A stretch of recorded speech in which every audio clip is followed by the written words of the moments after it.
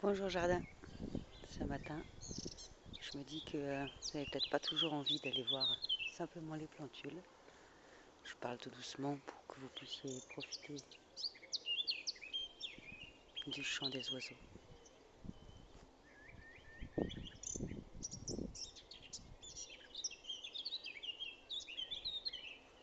Il me semble que c'est une adorable mésange qui chante. Ceci est une partie du jardin où j'ai planté l'année passée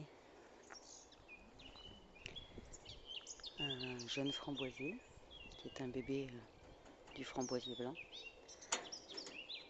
que les poules, cette partie du jardin, les poules l'ont beaucoup gratté et du coup elle commençait à être un peu condamnée en quelque sorte, trop souffrir de la non-couverture de la terre. Je ferai une vidéo pour expliquer pourquoi j'ai pas couvert la terre du potager pour l'instant. Et excusez-moi, je suis obligée de refermer, sinon les poules me suivent. Petite chipie.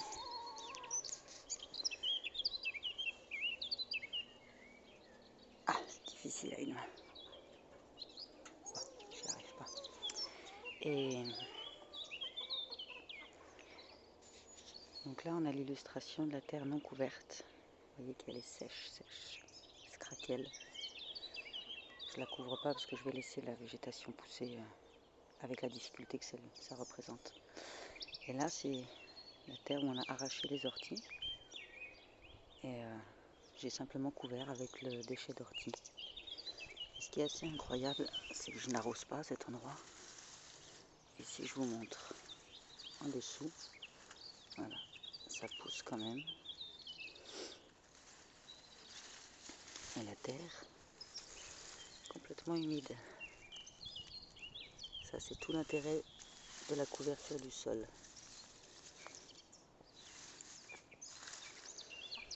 L'inconvénient, c'est qu'il y a bien souvent des limaces. Et que les limaces, elles aiment bien les plantules. Donc,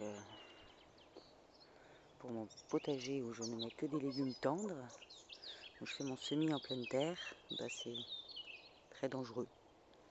D'ailleurs, même sans la couverture, j'ai quelques plantules mangées par les limaces.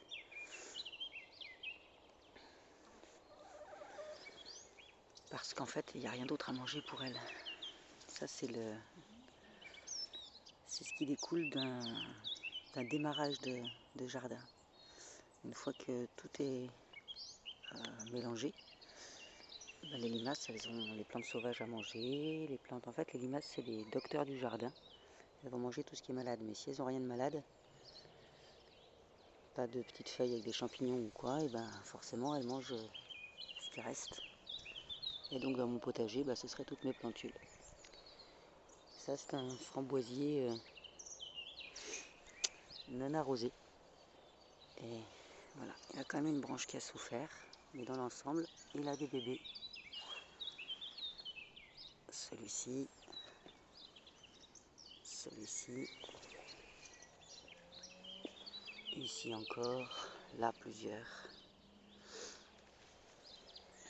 C'est une chouette surprise, il s'est donc bien installé.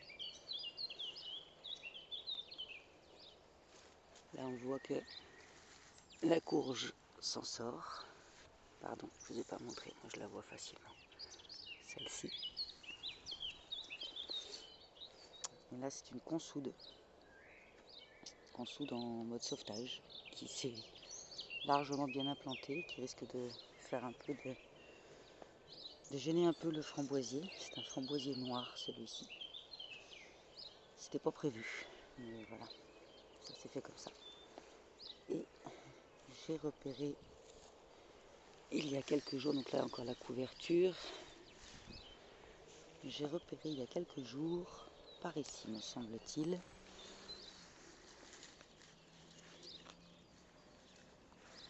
non c'est pas là, c'est là, ici, en fait il y avait des tomates l'année dernière, et moi les tomates j'en laisse toujours pour les insectes, et pour qu'elles se ressèment, et voyez-vous, ça je pense, j'ai de fortes raisons de penser que ce sont des tomates qui se sont ressemées et qui donc sont en train de repousser d'elles-mêmes.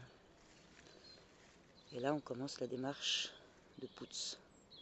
Pour ceux qui connaissent, c'est quelqu'un qui...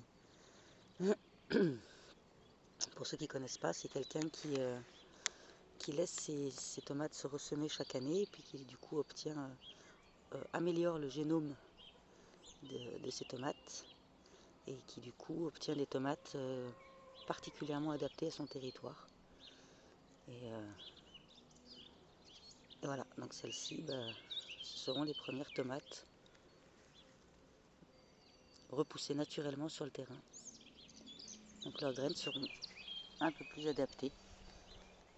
Et d'année en année, on aura des tomates de plus en plus adaptées qui n'auront pas besoin d'être arrosées et qui deviendront productives. Voilà, donc ça c'est une partie du jardin expérimental. Ici, cet énorme bosquet là que l'on voit, c'est des marguerites. Il y en avait une toute petite tache l'année passée. Puis on a arrêté de tondre à cet endroit-là. J'ai planté donc autour pour que ça ait du sens de ne plus tondre à cet endroit-là. Et voyez ça comme il a grandi. Et il est prêt à nous faire nombre de fleurs. Elles sont toutes en bouton. Là, on va avoir un beau bosquet de marguerites. Ça commence à venir. Je vous le ferai voir quand il aura grandi. Et puis il y a aussi quelques orties, parce que pour moi les orties, c'est bon. C'est bon à manger, c'est bon à faire sécher, c'est bon en tisane, c'est bon pour la santé. La mienne, celle de ma famille, mais aussi celle du jardin, parce que les orties sont des plantes hôtes de nombre de chenilles, de très beaux papillons. Et aussi, elles font office de pouponnière à larves de coccinelle. C'est incroyable le nombre de larves de coccinelle qu'il y avait dans ces orties l'année passée. Donc j'en laisse pousser à différents endroits du jardin pour qu'ensuite ces coccinelles puissent, les larves et les coccinelles puissent manger un maximum de pucerons et équilibrer l'écosystème du jardin. J'espère que vous avez bien pu profiter des oiseaux en même temps et je vous souhaite une excellente journée. À demain!